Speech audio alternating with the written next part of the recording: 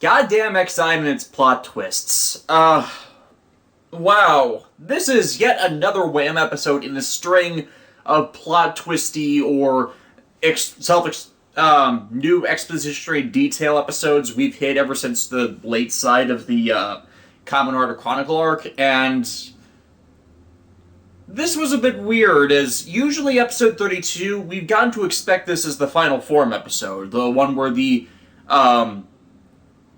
given rider gets the final form he utilizes in the series, with rare exception. It's been consistent like that since Double. Admittedly, we had the problems last year with Ghost due to the suit delay issues.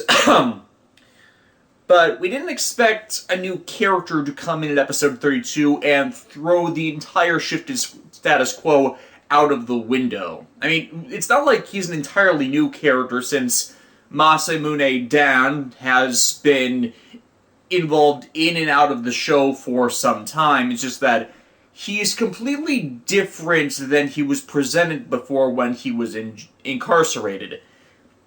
As is the episode where he gets out of jail and comes back to Genom Corp to take it back over from through legal channels, as opposed to Ren, last name I can't pronounce, but it starts with an A, aka the Lovrika Bugster, pseudo CEO control of it, and pretty much just him challenging Lovrika to remove him by force, as in his desk he found a Bug Visor Zwei and a Kamen Rider Chronicle Gashats, which are his unique power-ups that puts him on the Rider tier. Of course, Lovrika reveals that the Bug Visor 2s were all designed specifically for Bugster use.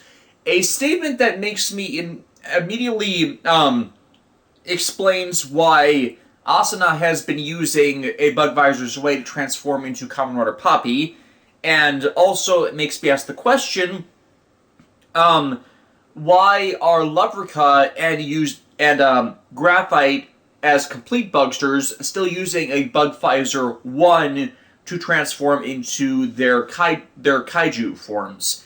Because they show that in the episode, both of them transforming using it, and I would think they would have traded up by now instead of utilizing it. Out of series, the reason for that is the Bug Visor Zwei does not have the sound functions for the Bugster infection transformation, but I would think that, they would shortcut it through maybe them using copies of their own Gashats to create their Bugster transformation. I mean, has been a question mark what happens if you use previous versions of the Rider Gashats in the games, but that's not really neither here nor there. The focus of the episode is the main team of riders preparing to take on the 3 remaining advanced level Bugsters to clear Kamen Rider Chronicle. First engagement goes badly, as they're not sure what they're up against, and end up breaking off when it's revealed that Kagami's father, who has been absent for most of the Kamen Rider Chronicle arc, has secretly behind the scenes been trying to clear Kamen Rider Chronicle on his own due to the previous aforementioned revelation that clearing Kamen Rider Chronicle will revive everyone killed by the Bugster virus. And he was also affected by Saki's death, like Kagami was, but where Kagami more deadened his emotions and connections towards people and his patients. His father hasn't exactly expressed it outwardly either. It's just that he's more emotive than Kagami is normally, so actually decided to do something about it, while Kagami seems to continually waffle between wanting to try and do this now that he's learned of it, and acknowledge that the dead can't come back to life, even though, Kuroto's now in their presence and he's got 99 lives. Well, 96 now at the end of this episode. So, it's like what's holding him back from actually wanting to work with the others to revive his dead girlfriend? Like, talk to Taiga about this and show that this is the redemption for the day he failed, or some other such nonsense like that. Especially since the antagonism between the group is at an all-time low, and they're working together, like, automatically. They're showcasing that it's at the point where they don't even care about their own goals. They need to work together to even achieve a clear for Kamen Rider Chronicle. So they finally put their differences aside and address the four they need to actually the 4 games they need to clear to actually get to the final boss. One of the big revelations in this episode being that all of the interim Bugsters are not the final boss. That boss only appears when all the other Bugsters are dead, and that Bugster is Game Deus, and while it's some people have been romanizing it Gamdeus, Gamdeus, they're missing what that reference is. Game Deus, Deus Ex Machina. The name literally means game god. It's like it fits Kuroto's god complex immensely for him to do that. Hell, it explains why he why he designed Dangerous Zombie to be the writer form administrating Kamen Rider Chronicle. At least that was his intent for that to be such, because if your final boss is a god and someone actually gets to it and manages to clear it, you probably also want to be some form of immortal so you're not completely crushed by, it actually dying. Especially since Level X kept having the whole death through power-up system by absorbing all the powers of the death gods. It wouldn't surprise me if Kuroto's original plan was to absorb all the death data of every Bugster, create Kamen Rider Chronicle, it recreates them. It allows the players to go through them through the game on their own. They clear it piece by piece. Then Game Deus appears, and the one thing that can kill it appears, and then he absorbs the death data to absorb into himself the power of God. That would make total sense from what has been presented for Kuroto before and with his recent revival. That whole megalomania god complex thing that's rooted throughout him, and it's synergizing with all his previous actions. Thing is, the only thing that can clear Game Deus is the power of Kamen Rider Chronicle, which Kuroto also... Not Kamen Rider Chronicle, Kamen Rider Chronos, who uses the Kamen Rider Chronicle Gashot with the Bug Visor's Way, and you see where this is going with Masamune now.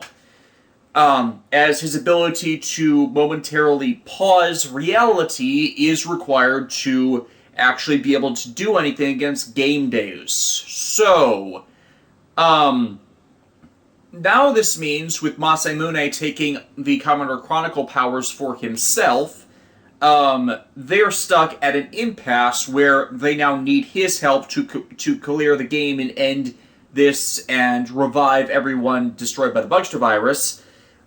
But he's not wanting to work with them, as is revealed when he appears amidst what was assumed to previously be the final battle, and pretty much just kick the asses of both sides with his time stop ability, revealing that Kuroto's sociopathy, it's inherited, and his father has a far worse case.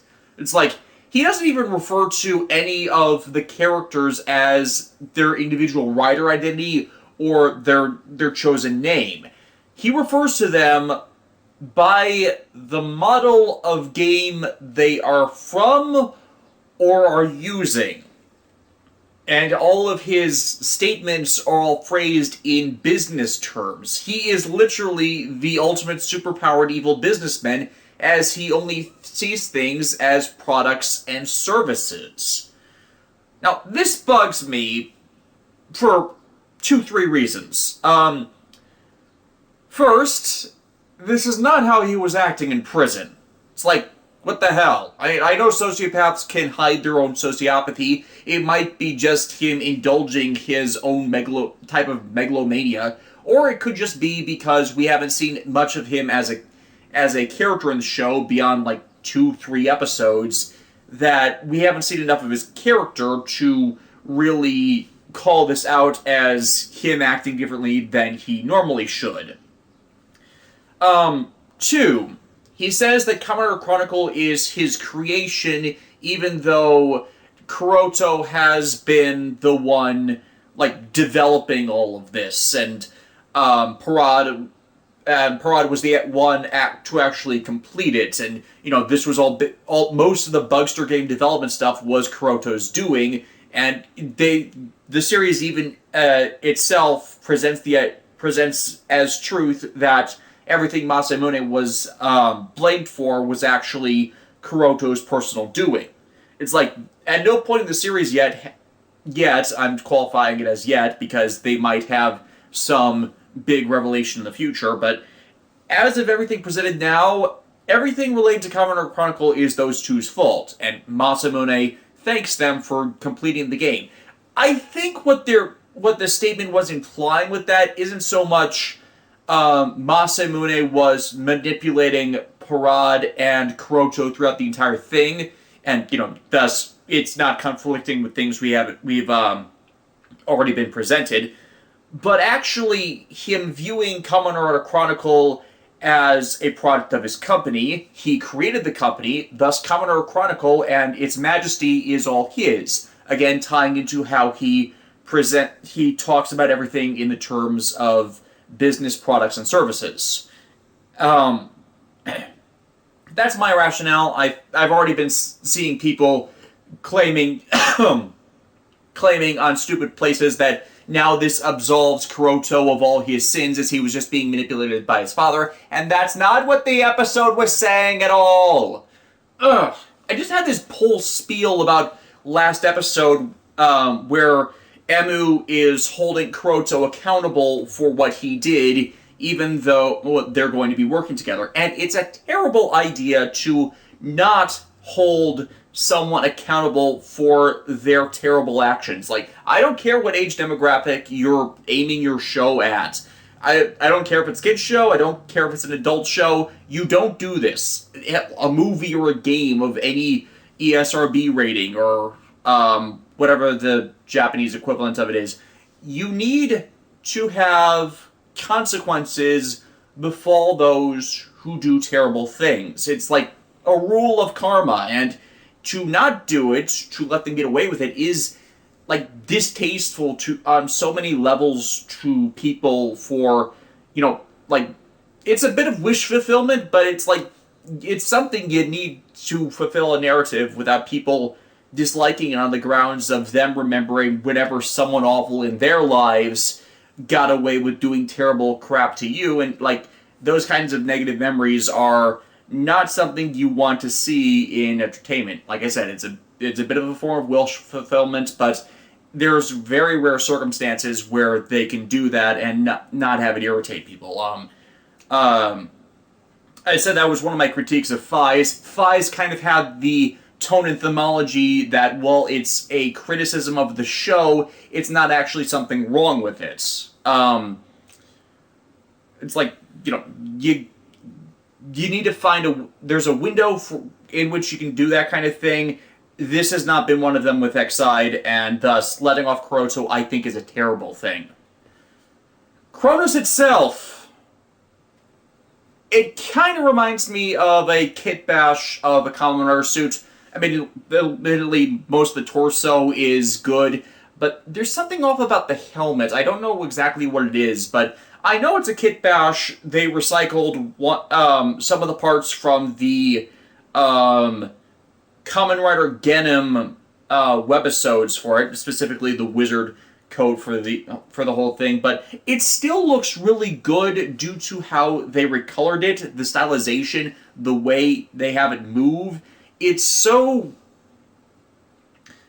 I think all of it together, I'm not a big fan of the color green they used, admittedly, but it's ultimately resulting in something very regal, and it's like it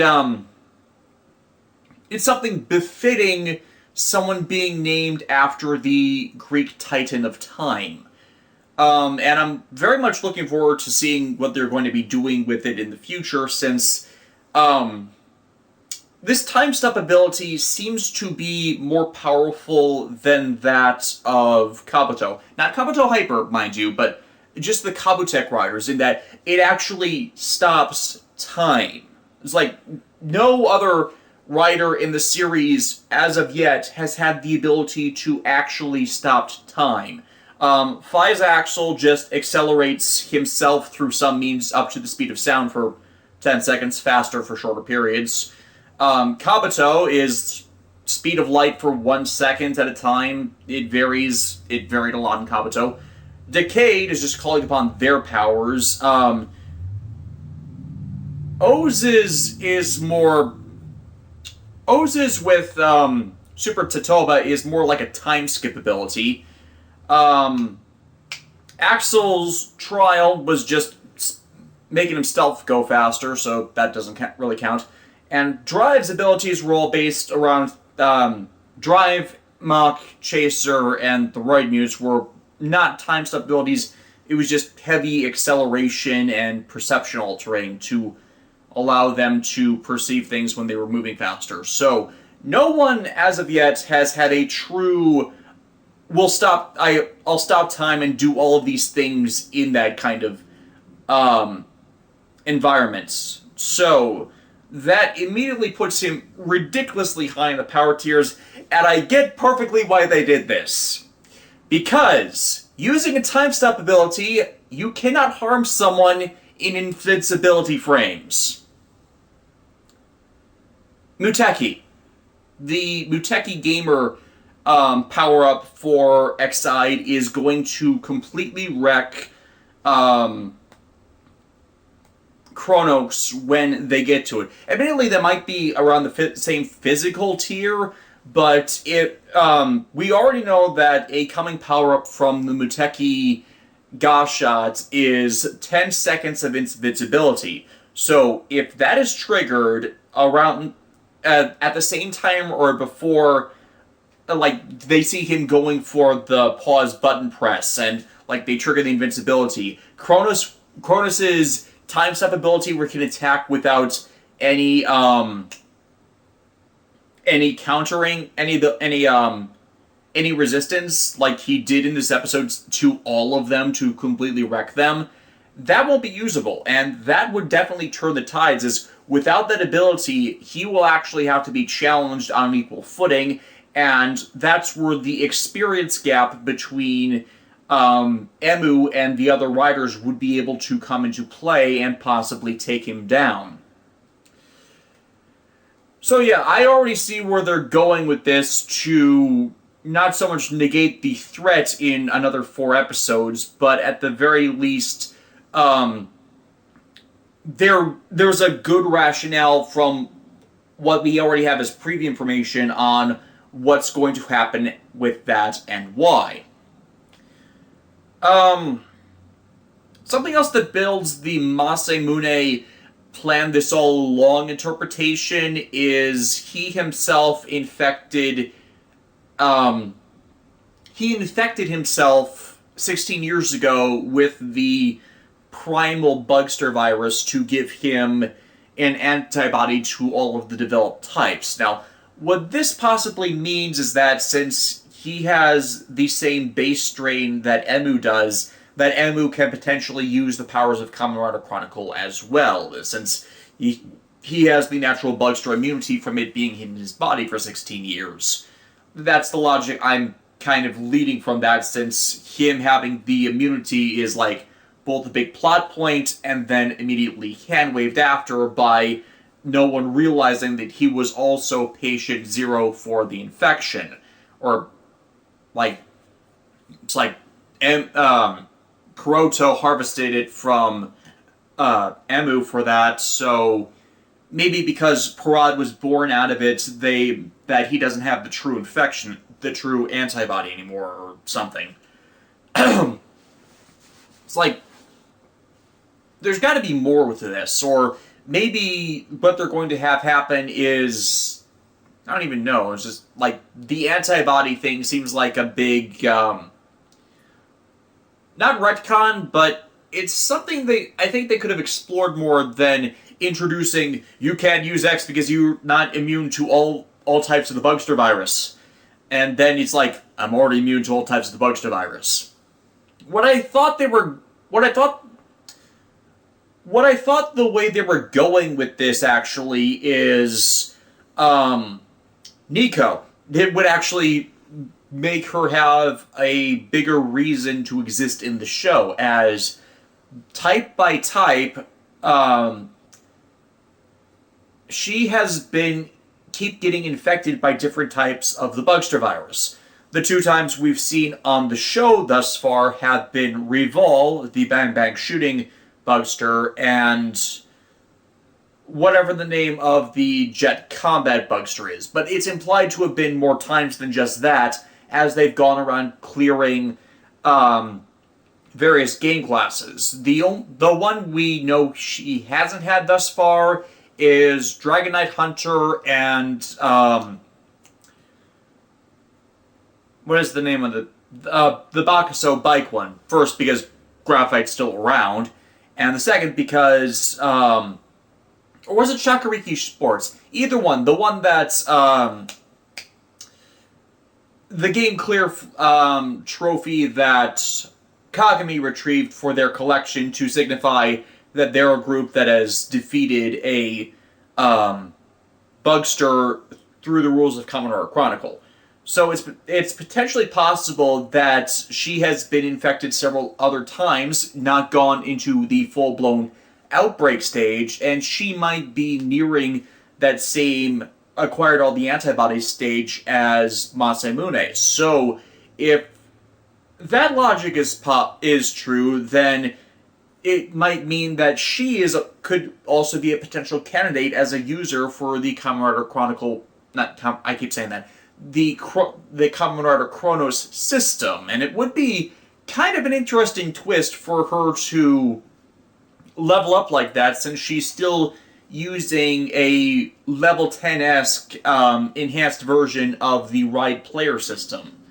So, honestly, I'm not that big a fan of Nico, but it would retroactively give her a point with her subplots in how she keeps getting involved and getting herself infected. It's like a later payoff to something you see throughout the series, but don't really think is going to have a payoff or anything. It's just a reason to keep her in the show.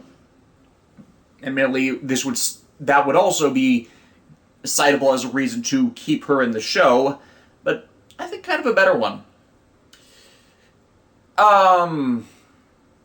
Other details. Lovrika dies hard. First from a reprogramming from Emu that removes his immunity to damage, which frustratingly removes what I thought was going to happen here. It's like, I thought they were going to have this big battle, and it was going to be all 6 versus the 3 remaining Bugsters, with Poppy and Nico double-teaming Lovrika as, in Poppy's case, like, getting justice for how Lovrika brainwashed her, but as he has that damage immunity that could potentially have even made him not as susceptible to Emu's reprogramming. Instead, they just shortcut it to Emu firing on Lovrika's Bugsters, reprogramming him and removing his immunity to damage from men. It was pretty blatantly shown to be just immunity damage from men, as Nico actually did damage to him previously. So that feels like a subplot that went nowhere. It's like, would have been nice to see him get what was coming to him from the kind of people he wronged, especially since he was consistently presented as a Casanova in all this. But no, when Kronos comes in, he just pauses it and ends him with a finishing move. Which leads to the second bit of the revelation with this. He's permadead. Those who are killed while time is stopped due to Kronos' powers will not... There is no game save. He is just stuck in the death state, and you see Parad literally shaking from this revelation when Graphite immediately goes to revive this other complete bugster. It's like he's seeing for the first time what he's been inflicting on other people, as he previously did not understand the true concept of death. None of the bugsters have, because as long as the bugster virus existed, they would just revive themselves endlessly. Once he became complete from, like, defeating Emu, he would have that same state of the others, but he wants to get it fairly. And, like, he's seeing what would happen to the others, to Emu and anyone else, from obtaining that state. Admittedly, all the humans we've now been revealed have been stored as save data after their game over, so it's not quite exactly the same thing, but he's now seeing what his enemies thought was happening to all the people he defeated before, and it's like, this might be the eye-opening moments. It's like, he's still a villain right now, but with the shifting status quos constantly, it's like, he may not remain an antagonist in the face of Kronos' threat. And it's like, it's calling back to when he turned on Kuroto earlier in the series because of how Kuroto was abusing the bugsters. He didn't understand the other perspective, and now this is coming back on him. So, a lot of things happened this week with this episode, and it's once again showing how Excite has affixed pretty much every Okay, it still has the issues with the whole Saki relationship thing, where it's predicated on literally 2 minutes of a character's existence in the show for this current subplot with Cogni, but I've beaten that into the horse. I've beaten that dead horse into the ground. So yeah, nothing big wrong here, aside from the wasted Loverka subplot, but that's how things have pretty much gone with most of the bugsters in this series. They're less characters and just there for the storyline, the needed storyline conditions to build to a larger climax. And honestly, that's probably not how you should be using your monsters of the week, but we've had worse. We have had far, far worse with that kind of thing. That's all I got. I'll see you guys next time.